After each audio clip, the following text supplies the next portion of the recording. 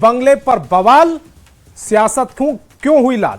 दूसरी खबर होगी जयश्री का सपना पूरा करेंगे चाचा हेमंत। तीसरी खबर होगी बार बार क्यों लापता हो रही लड़कियां। और चौथी खबर कुख्यात गोविंद शर्मा की हत्या किसने की, इस सवाल से जुड़ी है। शुरुआत करते हैं खबर तो समझिए कि राबड़ी देवी की खबर से। राबड़ी देवी को बंगला खाली करने का नोटिस मिलने के बाद आरजेडी ने सीएम सम्राट चौधरी समेत कई नेताओं को बंगला देने पर सवाल उठाए, जिसका जवाब भवन निर्माण मंत्री लेसी सिंह ने दिया। सवाल है कि बंगले पर बवाल, सियासत क्यों हुई लाल।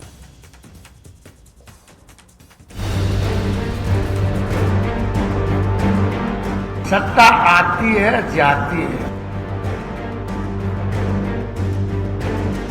10 सर्कुलर रोड आवास खाली करना ही होगा। बिहार की राजनीति में आजकल बंगला पर घमासान छिड़ा हुआ है।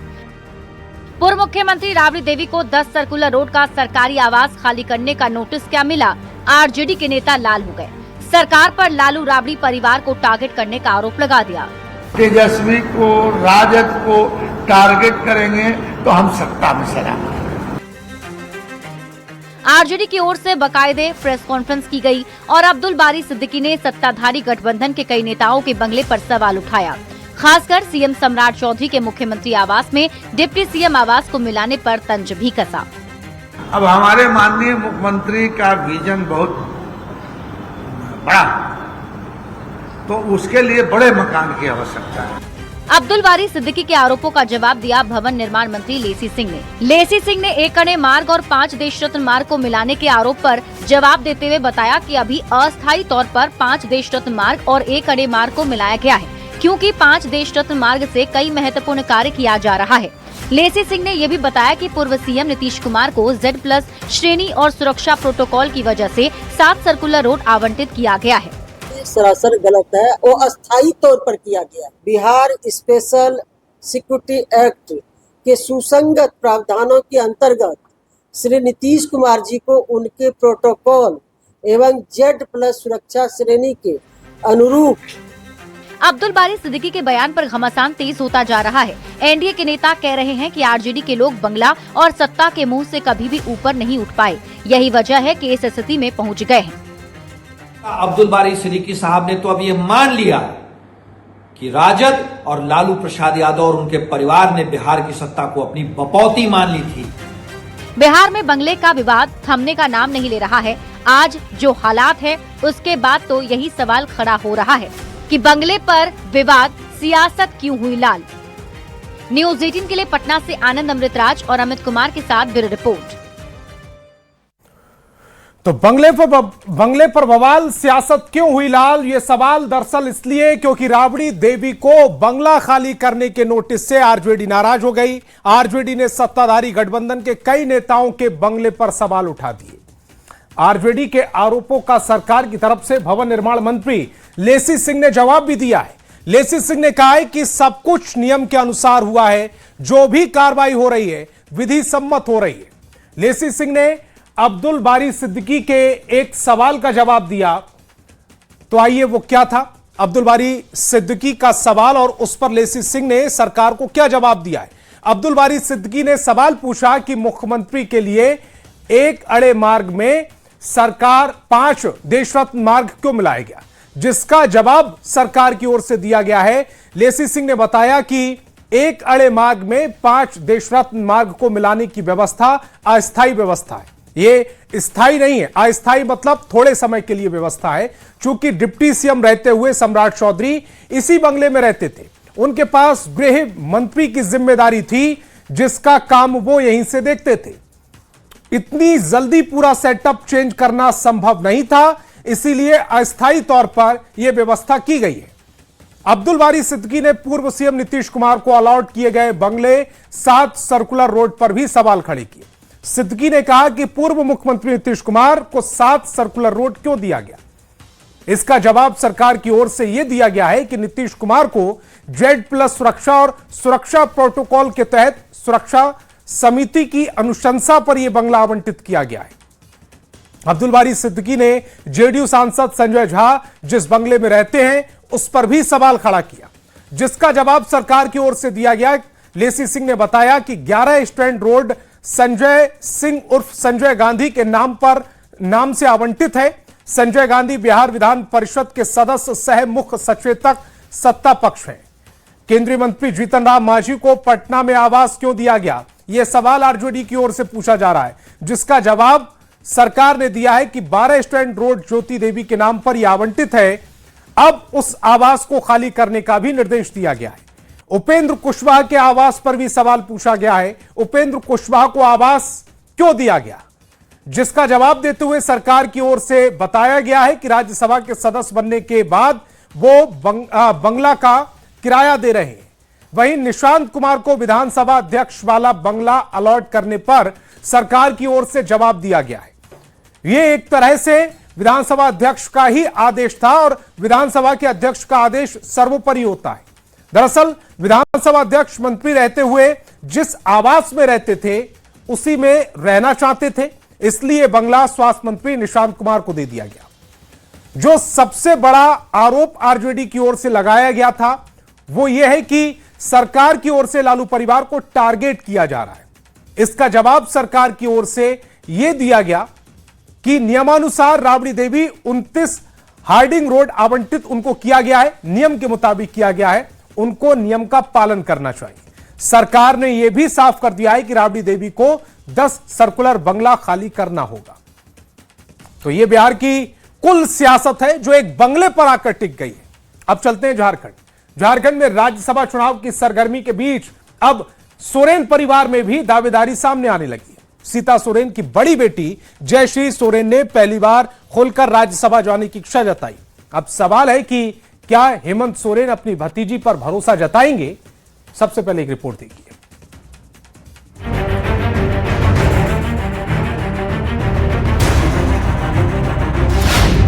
चाचा हेमंत करेंगे विचार, जयश्री का सपना होगा साकार, सोरेन परिवार की नई पुकार, राज्यसभा के लिए जयश्री तैयार। झारखंड में राज्यसभा की 2 सीटों को लेकर सियासी हलचल तेज है। एक तरफ राजनीतिक दल उम्मीदवारों के नाम पर मंथन कर रहे हैं, तो दूसरी तरफ दावेदारों की सूची भी लगातार लंबी होती जा रही है। इसी बीच सोरेन परिवार से एक नया नाम सामने आ रहा है। जेएमएम की पूर्व विधायक और वर्तमान में बीजेपी नेता सीता सोरेन की बड़ी बेटी जयश्री सोरेन ने भी अब राज्यसभा में जाने की इच्छा जता दी है। वो पॉलिटिक्स हो या कोई और काम हो, ये मांग जो आप कर रही हैं जयश्री, किस पार्टी से मांग कर रही हैं और वास्तव में आपके दिमाग में कोई चेहरा होगा जिसके लिए आप बोल रही हो? डेफिनेटली हम अपने घर की पार्टी झारखंड मुक्ति मोर्चा से सबसे पहले ये मांग रखना चाहेंगे। जयश्री सोरेन ने भी अब राज्यसभा में जाने की इच्छा जता दी है। जयश्री ने जेएमएम को अपना दूसरा घर बताया और ये कहा कि अगर सीएम हेमंत सोरेन को उनमें काबिलियत नजर आती है तो पार्टी उन्हें मौका दे सकती है। साथ ही उन्होंने पार्टी के हर फैसले का सम्मान करने की बात भी कही। हमारे चाचा मुख्यमंत्री श्री हेमंत सोरेन जी को ऐसा लगता है कि हमारे में वो काबिलियत है कि हम अपने कौम के लोग, अपने आदिवासी समाज के लोग जो इतने पिछड़े हैं आज भी झारखंड अलग राज्य होने के बावजूद भी, उनके लिए हम अगर कुछ कर सकते हैं तो हाँ, हम डेफिनेटली बोलेंगे कि आप हमको नजर में रखें, क्योंकि हम वो जिम्मेदारी बहुत ही बखूबी से निभाना चाहते हैं और अपने समाज के लिए जरूर कुछ न कुछ करना चाहते हैं। अब देखना दिलचस्प होगा कि राज्यसभा की इस सियासी दौड़ में जयश्री सोरेन की दावेदारी कितनी मजबूत साबित होती है और क्या जेएमएम उन्हें संसद के उच्च सदन तक पहुंचाने का मौका देता है। फिलहाल राज्यसभा चुनाव से पहले झारखंड की राजनीति में एक नया नाम चर्चा के केंद्र में जरूर आ गया है। संवाददाता संजय सिन्हा की रिपोर्ट। तो चाचा हेमंत सोरेन क्या भतीजी की ख्वाहिश को पूरा करेंगे? चलिए खबर समझते हैं। झारखंड में 2 सीटों पर राज्यसभा चुनाव होने। कितनी सीटों पर? 2 सीटों पर झारखंड में राज्यसभा चुनाव होने हैं। खालू ही दोनों सीटें में से एक शिबू सोरेन की सीट है। खबर यह है कि क्या चाचा हेमंत सोरेन भतीजी का जो सपना है उसको साकार करेंगे। दरअसल सीएम हेमंत सोरेन की भतीजी जयश्री सोरेन ने इच्छा जताई है। यह इच्छा है राज्यसभा जाने की। उन्होंने साफ तौर पर कहा है कि वो राज्यसभा जाना चाहती हैं। जयश्री ने जो कहा है उसमें उन्होंने कहा है कि उनमें काबिलियत नजर आती है तो पार्टी उन्हें मौका दे सकती है। मैं पार्टी के हर फैसले का सम्मान करूंगी, ये उन्होंने कहा है। उन्होंने ये भी कहा है कि जयश्री सोरेन शिबू सोरेन के बड़े बेटे स्वर्गीय दुर्गा सोरेन की बेटी हैं। जयश्री सोरेन बीजेपी नेता सीता सोरेन की बड़ी बेटी हैं। जयश्री सोरेन की मां सीता सोरेन ने जेएमएम छोड़ दिया था। सीता सोरेन फिलहाल बीजेपी की नेता है। आगे बढ़ेंगे, रील का चक्कर आपको दिखाते हैं। रील बनाने का चस्का, सोशल मीडिया पर रातों रात स्टार बनाने की चाहत और ग्लैमर की आंधी दौड़ रही है। आज की युवा पीढ़ी को किस दलदल में धकेल रही है, इसकी एक बेहद डरावने वाली तस्वीर गोपालगंज से सामने आई। कोचिंग जाने के बहाने घर से निकली 9वीं कक्षा की 4 छात्राएं अचानक लापता हो गई। पुलिस तफ्तीश में जो खुलासा हुआ वो हर माता पिता की नींद उड़ा देगा। रिपोर्ट देखिए।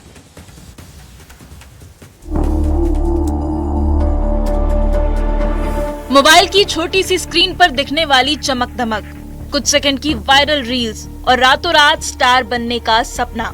लेकिन क्या यही सपना बच्चों को अपनों से दूर ले जा रहा है?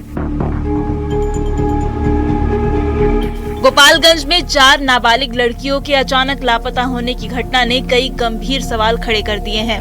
नगर थाना क्षेत्र के साधु चौक मोहल्ले की रहने वाली ये चारों छात्राएं कोचिंग जाने के बाद घर नहीं लौटी, जिसके बाद परिवार वालों की चिंता बढ़ गई।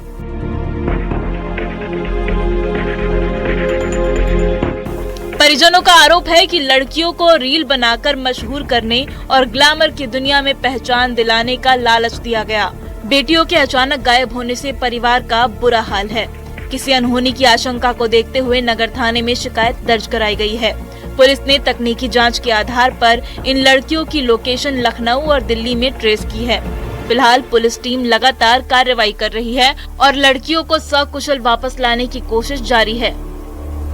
ये घटना सिर्फ 4 परिवारों की चिंता की नहीं है, बल्कि समाज के सामने एक बड़ा सवाल है।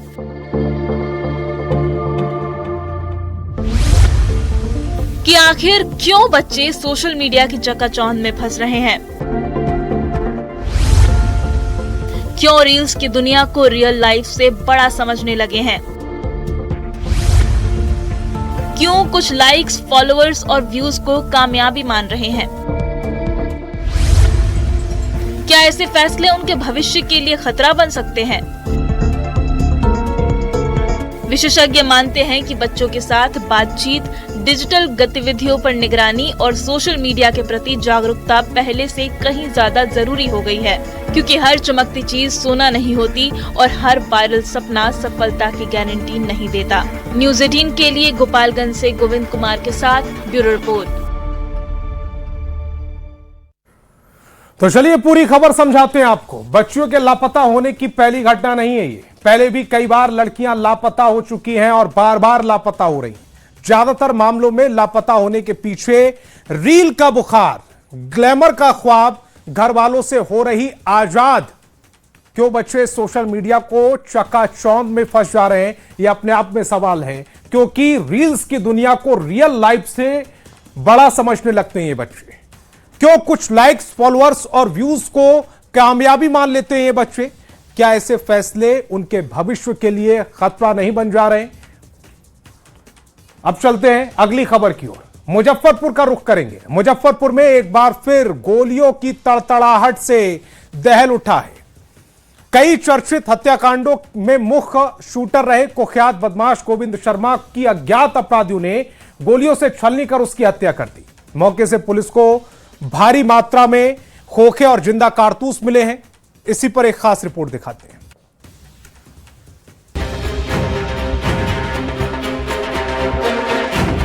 रात का वक्त जब पूरा शहर सो रहा था, तभी अचानक गोलियों की तड़तड़ाहट ने सबको दहशत में डाल दिया।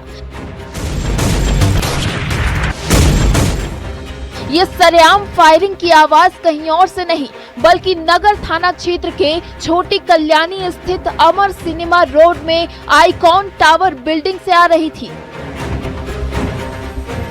जहां बेखौफ बदमाशों ने चर्चित अपराधी और कई सनसनीखेज हत्याकांडों में मुख्य शूटर के रूप में नामजद गोविंद शर्मा के ऊपर अंधाधुंध गोलियां बरसा रहे थे। 9:10 के आसपास इस अपार्टमेंट के बेसमेंट में फायरिंग घटना हुई है, जिसमें गोविंद शर्मा नामक व्यक्ति की हत्या हो गई है। घटनास्थल से अब तक 5 जिंदा कारतूस और 6 खोखा मिला है। मारा गया गोविंद शर्मा शहर का कोई मामूली अपराधी नहीं था।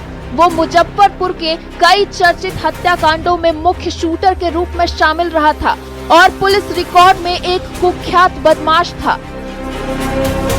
पुलिस अभी जांच पड़ताल में जुटी ही थी कि गोविंद शर्मा के हत्या की जिम्मेदारी उसी के सहयोगी बाबुल चौधरी ने ले ली।